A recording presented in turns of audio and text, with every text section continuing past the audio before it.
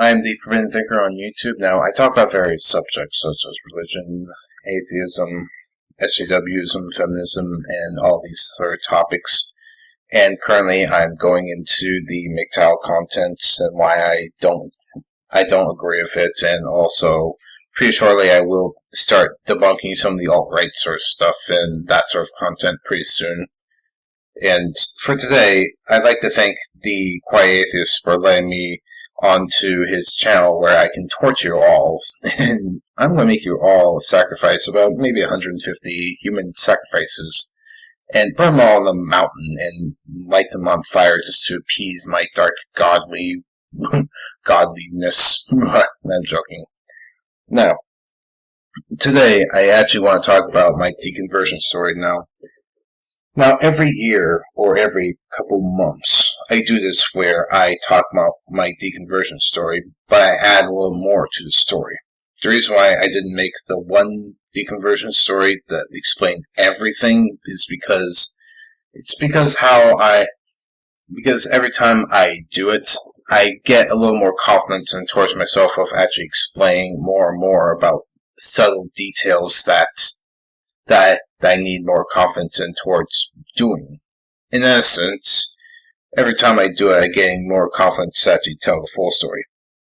And perhaps the next time I actually do a deconversion story about myself, I'll tell the full story as it is. Because by then I'm pretty sure my confidence will be all the way up and full. But here goes. My story actually starts out as a young person in high school who was religious, yes. And at the time, I was religious for all the wrong reasons. Like, I used to believe in Christianity, and at the time, it was for popularity reasons. Granted, I barely read the Bible at the time, so I just figured being Christian was cool and the hip-hop thing. And at the time, I actually did create a YouTube channel back in 2005, and in essence, I've only actually started making YouTube videos by 2009. That was like 4 years after. But before then, I was a commenter, strictly. But at 2009, I was the Christian on YouTube that went after strictly the Muslims. And my narrative at the time was that Christianity is superior in comparison to Islam because, quite simply put, the Christians now these days they don't kill as much as the Muslims. Not to mention, at the time I used to talk about how the Muslims were plagiarists, and at least when it comes to the holy books. And at the time I was extremely obsessed with debunking Islam, which I always found ironic because I was a lot more obsessed about debunking Islam way before it became cool to even debunk the Muslims. Around the time at 2000 and at least in 2011, I started getting clashes with a certain group on YouTube. Now, this group on YouTube was the Seraphim Christian group, and granted, they don't exist on YouTube anymore, but they were led by a crazy madman named Golfman at the time, and all I did was, in a sense, I offended him because at one point I was like, okay, if there's so many contradictions in the Bible and all that, just take a black Sharpie and just cover out some of those bad things and just satisfy the atheists and say, here's a brand new book.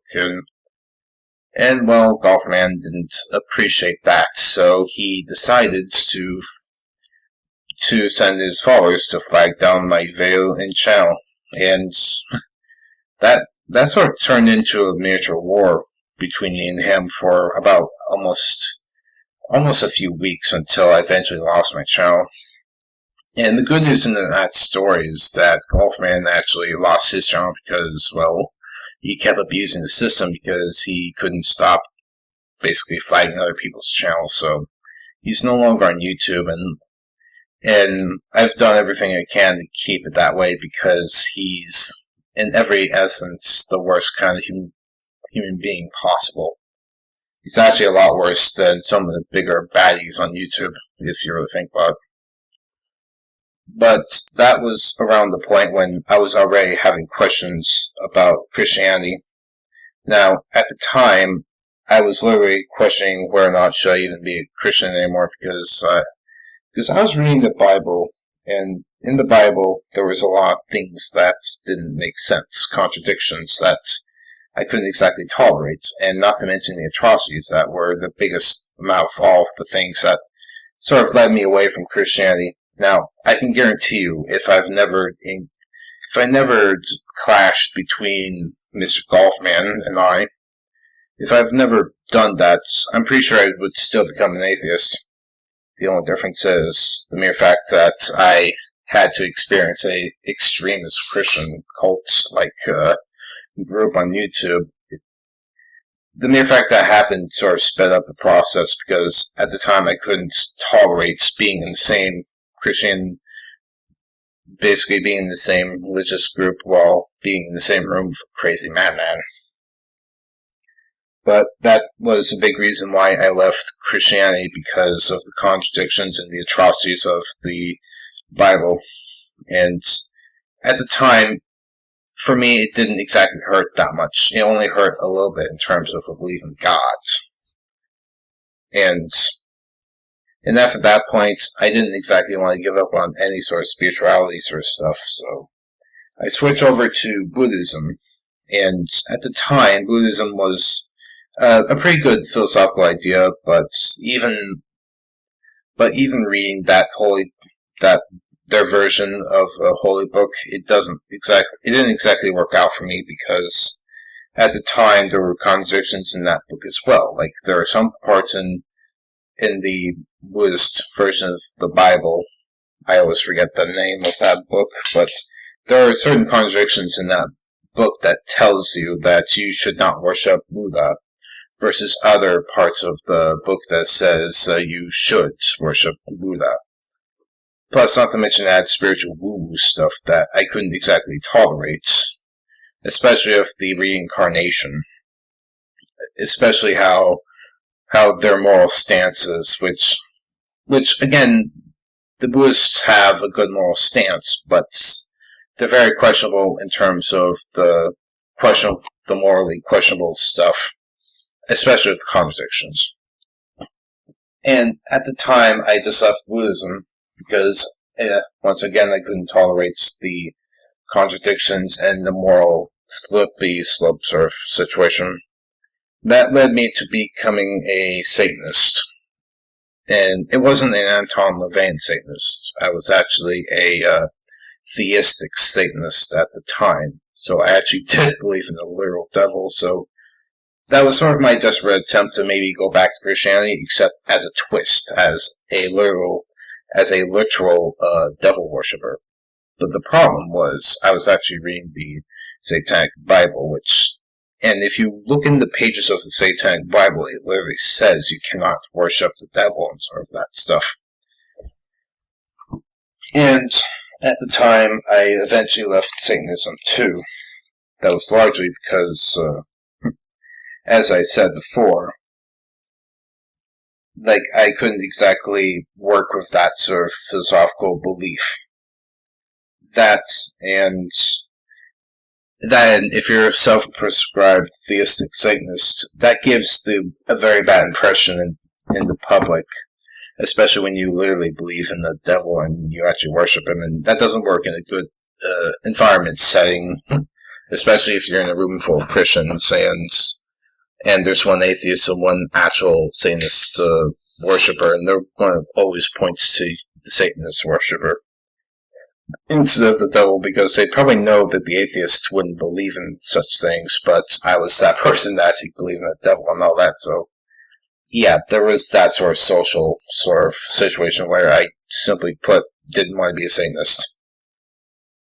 Then at that point I was just agnostic. I didn't exactly knew what I was. So, and that kind of lasted for about a few months periods. It was pretty short.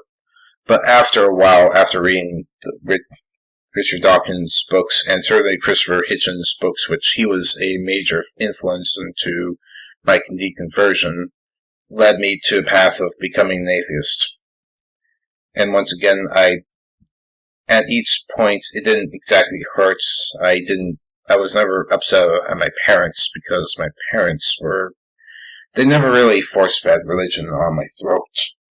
The only people that tried to do that were, obviously, my grandparents, but they're another story from their time. But overall, I never got to experience the angry atheist sort of mentality where they're angry and vengeful at their parents. So when I started becoming an atheist, I came in a calm, cool, collective mind.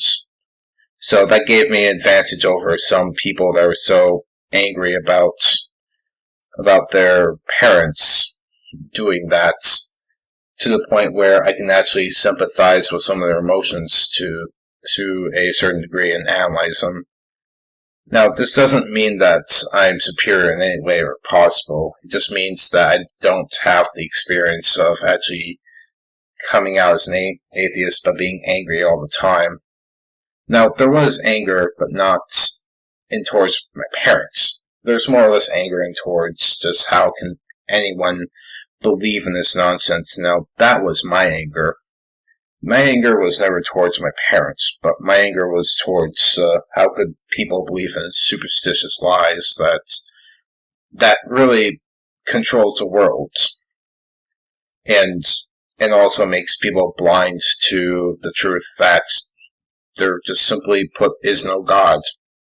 There's just man, and that's really it. And there's no second chances in the afterlife and all that. And it still actually does frustrate me to this day that people are just still ignorant on that sort of stuff. That's why I view that the importance of debunking Christianity is always ever more important. Because when you continue to talk about Christianity and debunk Christians, it helps those that are willing, like me, to walk away from faith, to actually reevaluate what they feel and actually get them to learn and grow, and also to open their eyes to a new horizon. That's why I feel that there is an importance to not just sharing the deconversion stories, but also to debunk the Christianity sort of stuff. And the moment when we stop doing that is the moment when ignorance and superstition will win. That's why I feel that people like the Quiet Atheist should have a lot more subs, because what he's doing is a great deed when it comes to exposing what some of the Christians are doing to this day. And also, as I said before, if we stop debunking the Christian sort of stuff, eventually the Christian community will bite us back in the butts if that's left unchecked. I'm Forbidden Thinkers, signing out, and have a lovely day. And also, please consider subscribing to The Quiet Atheist. I really do appreciate him letting me on this channel, and also consider that if you want to subscribe to me, that's totally fine. Just consider that I don't always talk about the same subject forever. Currently, I'm debunking the MGTOW and the alt-right sort of stuff. But anyways, take care and see you all later in the next video.